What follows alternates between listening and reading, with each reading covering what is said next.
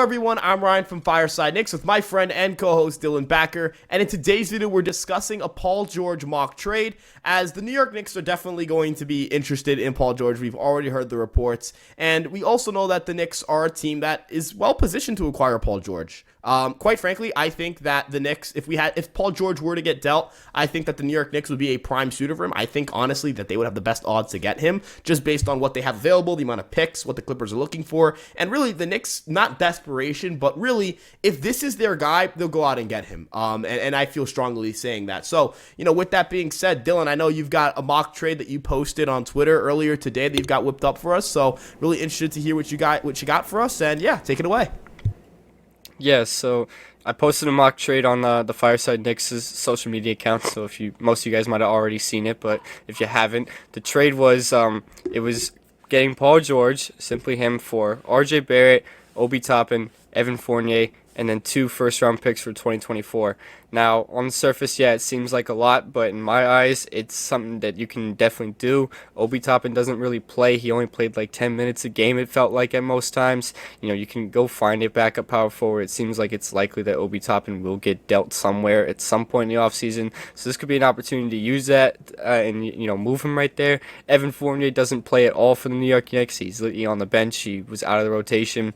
He's on a big contract. It's a good way to get off the Fournier contract. Yes, losing R.J. Barrett to most is going to be an unpopular move, but to move him for Paul George is a good thing in my eyes. That's an upgrade.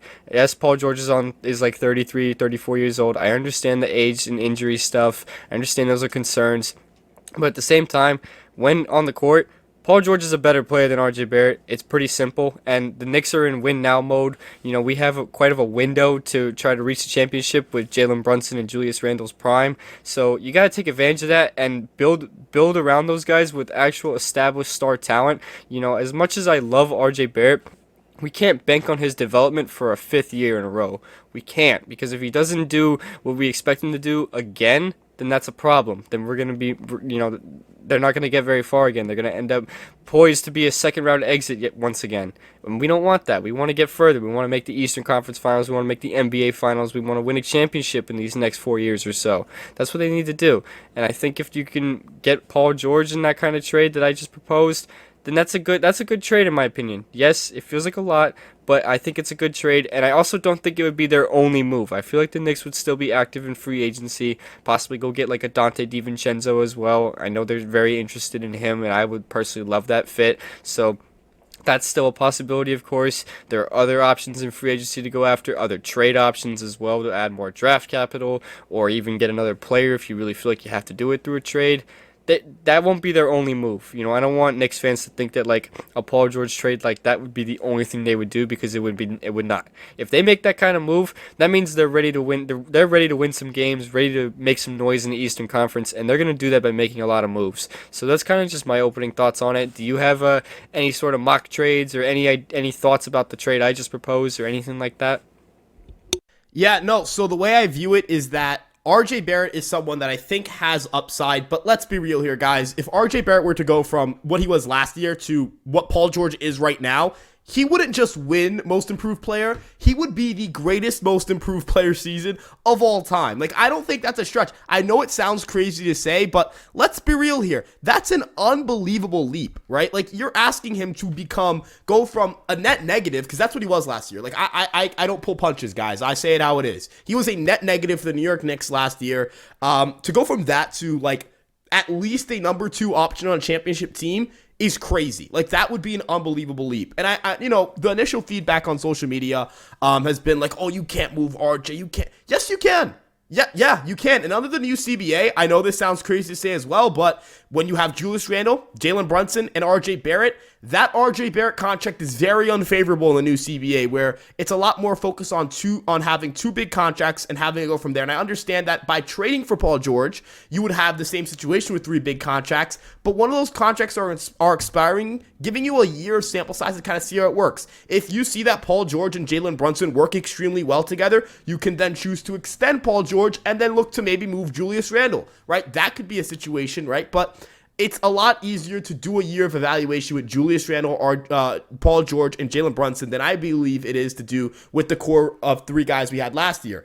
We know what we have in these three guys. We kind of know what they are as NBA players. We know their limitations. We know their strengths. I know RJ's 22, but as a trio, they had a negative net rating. Like, that matters, right? Like, how is it possible that Jalen Brunson was an all-star caliber guard? How is it possible that Julius Randle was an all-NBA player and an all-star, and yet when you throw RJ Barrett into that mix as a trio, they're a net negative together? Like, that tells you there's a fit issue. Does that necessarily mean RJ Barrett is going to be a bad player for the rest of his career and he's never going to be a positive contributor? Absolutely not. But it does mean that in the current system the Knicks have, and with the players they have around him, he doesn't fit. And we're not going to start gutting Julius Randle, Mitchell Robinson, Quentin Grimes. You know you're not touching Jalen Brunson just to make RJ Barrett have a better fit. I think Julius Randle is just a better player. I think Paul George is clearly the better player. I don't even have to say it with Jalen Brunson. So, you're looking at the upside here. We're talking about a championship operation when Paul George is added to the mix. This trade makes you a championship operation. 2 first-round picks, man. I don't even know how many first-round picks we have. We have so many that I don't even know. Like, I can't remember all of them. I forgot we had a second first-round pick next year. Like, that's how many we have. I'm not going to sit here and get upset over not having a 2024 first round pick when I know I can have a 2025 one. I'll probably have my 2026 one, 2027, all that stuff. And end of the day, worst case scenario, Paul George doesn't work out for you. He leaves in free agency in the sign and trade. You get a pretty decent player back or some picks in return, some draft compensation, and you're right back to where you started with Randle and Brunson, and you're looking for that third star. I think that's a much better situation than you're sitting pat, and next year you're just the same team you were this year, right? Not saying this team was bad, but I think you can agree with me. The worst thing this team can do is kind of just sit around and do nothing, right? You've got to pick a direction. I'm not saying that you have to make a big purchase, but, even signing Dante DiVincenzo and bringing back Josh Hart, like, you're adding to the shooting. I think that's doing something. But you can't just sit there, bring back Josh Hart, and run it back. That's not going to work for me. This team needs to shoot better. This team needs to play better defense. Paul George would help a lot with that, alongside other moves. But I think this mock trade would be perfect. I want to ask one question, though.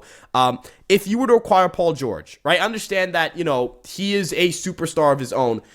Is he the number one guy for you in this offense? Is that Jalen Brunson? Is that Julius Randle? Like, how does that fit work for you? How are you reassigning those scoring roles? Right, so reassigning those scoring roles in that scenario is obviously difficult, but I feel like you still got to give the keys to Jalen Brunson. I really do. I mean, we saw how good he was last season when we did give him the keys and kind of just made him the guy, and look at us. I mean, we got to the second round, which was something that, quite frankly, many of us did not expect the New York Knicks to do. And a lot of that is because of Jalen Brunson.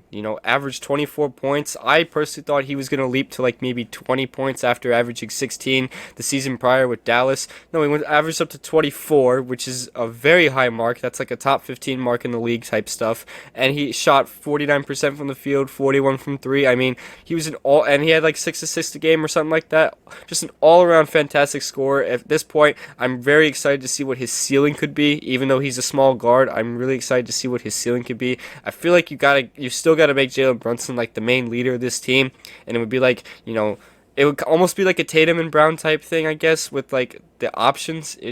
Brunson 1, say, or George 2 are kind of intertwined. And Randle, I think, is clearly the second/third best option at that point. I think that's pretty clear at this point that he would probably thrive a little better in that kind of role. And I like Julius Randle as a primary ball handler in some ways. I like him as a passer for his position. I really love his passing. I think his playmaking is a very underrated aspect of his game that I feel like a lot of people need to kind of notice a little bit more. But I think, though, him as a number one option should just not be the way to go. That's not a knock on Julius Randle. It's just that's not the type of player he is. He's not the type of guy to be the number one option. He's supposed to be someone that could be like the second/third star. And yes, he's an all-star, and yes, he was our only all-star last season, but I think the playoffs kind of showed that this is clearly Jalen Brunson's team. It's clearly better led with him at the helm and him, behind the wheel, I guess, if that's what you want to call it, and kind of just control everything. Not saying Randle was bad at it, because I mean in 2021 he got us to the playoffs doing that, so we've seen Randle do it before. It's just I think Jalen Brunson's more suited for that role. I think he's more built for that role. I think he wants that, and I think that's just what they should do.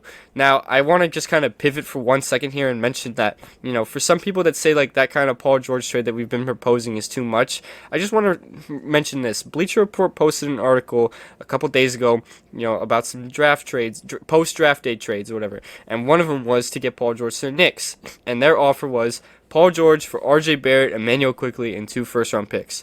Now, on the surface, people might be like, oh, that doesn't sound like that much, right? Even though you're giving away Quickly and RJ. Numbers-wise, quantity-wise, I feel like it doesn't sound much, right? You can't do it. It's not possible. League trade rules do not allow that kind of trade. I ran it through the trade machine. It failed. You can't do it. The salaries don't match up. The amount of assets don't match up. It's not an even trade for both sides. The league will not approve that kind of trade. The only way you can do a Paul George trade is if you add a third asset. It's the only way. You got to add a third asset. I figure adding an asset who doesn't play but will likely play somewhere else is the best option. That's why I put Fournier as the third option, and I subbed out Quickly for Toppin because if you can do a trade without getting rid of Quickly, that would be the most ideal. But the Clippers very well might ask for Quickly. It's a reasonable ask, so I gotta acknowledge that's a possibility as well. But with that being said, in terms of just pivoting back towards the options and stuff, I think it's still going to be clearly Jalen Brunson's team. But I do think Paul George will immediately insert himself as, the number 2, but also at times have to be the number 1 type guy. But I think, I still think you got to have it be Jalen Brunson's team. I really do. If you have Jalen Brunson take a step back, I feel like that'll not only hurt his development in a way, but you'll also, limit his ceiling. Jalen Brunson can be a really high-level scorer, and he could end up becoming like a top 5 point guard type stuff. That's the ceiling he's able to reach, So I think the Knicks need to be able to take advantage of that and see what they get out of Brunson and keep making him be like the main guy in a sense. But adding Paul George will make this team so much better. I just hope people realize that. The team will be so much better that way. That's kind of all I got to say about it. What do you think about that? Yeah, no, I agree. And I think end of the day, that's really the important thing here, right? Are the Knicks a much better team with or without Paul George? This is an easy question. This is an easy answer. They're a lot better with Paul George. Are they better with Paul George for 1 year than RJ Barrett for 4 years? Yeah. That's 1 year. 1 year where you're in contention to win a title is much more than either of us have had in our entire lifetime. I think it's fair to say. I'm not going to disrespect those Carmelo-led Knicks teams, but the Heat were going to beat, I'm sorry, LeBron James, Dwayne Wade, and Chris Bosh were going to beat Carmelo and, no one else every single time. Hell, even if Amari Stoudemire was healthy, I still believe that big 3 team would have beaten the Knicks, and LeBron ran the East for 8 years, 9 years. So, there was just a point in time where it felt like you couldn't get past LeBron. There is no LeBron James of the Eastern Conference. You can say Jimmy Butler is really clutch, and while true, if you want to say that, if you're going to use the age argument for Paul George, you kind of have to use it for Jimmy Butler as well. And the Knicks and Heat played pretty tough, despite the fact that the Heat went out and they won the East. They were able to manhandle the Bucks. They did an excellent job against the Boston Celtics, who I think you and I would have viewed as a team that would clearly beat the Knicks last year if the Knicks had advanced against Miami. Really, you were just hoping on a prayer that the Knicks would somehow run into some incredible luck against the Celtics, but I don't think either of us viewed that as a series the Knicks should have won or would expect to beat. But end of the day, if you have a Paul George, that makes a difference, right? And as you mentioned, is it still Jalen Brunson's team? I think so. At least in terms of who gets the ball in that fourth quarter. Jalen Brunson's just such a dynamic scorer, and he's a playoff riser. But I'd love to see how those roles kind of fit in naturally if that ends up happening, number 1. And number 2, Julius Randle's a really good playmaker, and I wonder if you shift him into Barrett's role. Now, Barrett came off the bench and went with the scores a lot, with the rotation. So what they would do is they'd sub out Barrett first, and then they would have him come back in as the first guy with the second unit. I think that would work really well for Julius Randle. Julius Randle's an extremely aggressive scorer. He works really well with Emmanuel Quickly. Josh Hart isn't a big, he doesn't need the ball a lot to work. Same thing as Isaiah Hartenstein, right? That to me, you feel like you're never going to be without scoring. The Cavs bench last year got manhandled by the Knicks bench. Now imagine the Knicks bench, but you remove RJ Barrett, you throw in a healthy Julius Randle, and you have Paul George. in that Miami series too, you will beat, like, I think you close out game one if you have Julius Randle off the bench, and not off the bench, but Julius Randle and RJ Barrett's role and Paul George and Julius Randle's role. I think you win that first game. I think you win the series. So maybe I'm a little bit delusional here, but I think the fit can work itself out if Tom Thibodeau is creative, and I think he can be creative enough to handle this. So with that being said, I'd love to hear what you guys have to say in the comment section below. I think this is a really interesting topic. I think this is something that, I've talked myself into. I feel like, we both have I think you and I are both reasonable in the sense that we understand the risks that come with acquiring Paul George, but that 1 year deal, it's just like, there's not a lot to lose. So, with that being said, again, we'd love to hear what you guys have to say. Tweet at us, Instagram, TikTok, Facebook, this YouTube page, however you want to reach out to us. Let us know what you guys think. If you're screaming your heads off about, no, I don't want Paul George, let us know. If you really want Paul George, let us know. We're open to all opinions. I mean, maybe not all opinions, but close enough. And we'll see you guys in the next episode. Our Twitter accounts are above our heads. Empire Sports Media is where you can check out our articles, and Spotify and Apple Podcasts, we can check out the audio version of this podcast. Peace out.